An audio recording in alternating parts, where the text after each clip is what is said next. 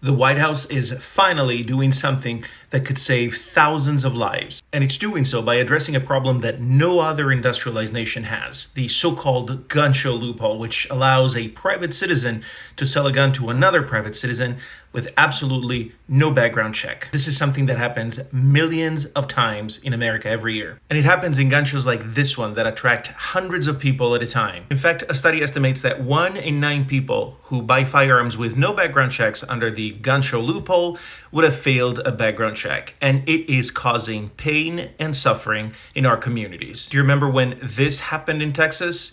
It was caused by a person who had tried to buy a firearm, failed a background check, and simply went on to buy it without it through the gun show loophole. So the Biden-Harris administration said enough is enough, and Dark Brandon is finally doing something about it. In the form of this, a new federal rule that will increase the number of people who are required to perform a background check. How?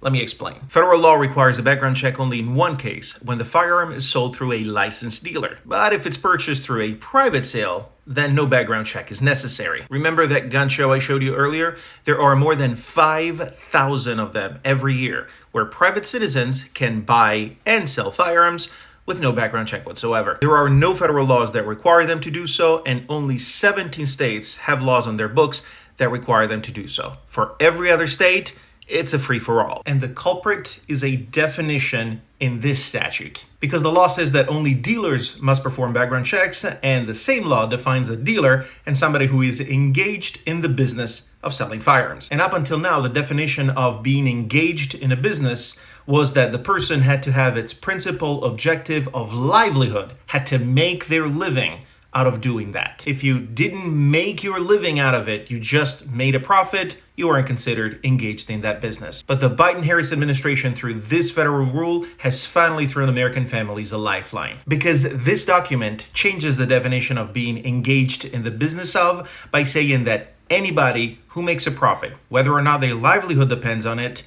is engaged in that business. This means that anybody who sells a firearm for a profit will now fall in the category of people that, number one, need to be licensed, and number two, must run background checks. This, ladies and gentlemen, is what leadership in action looks like, and it will hopefully mean an end to headlines like this.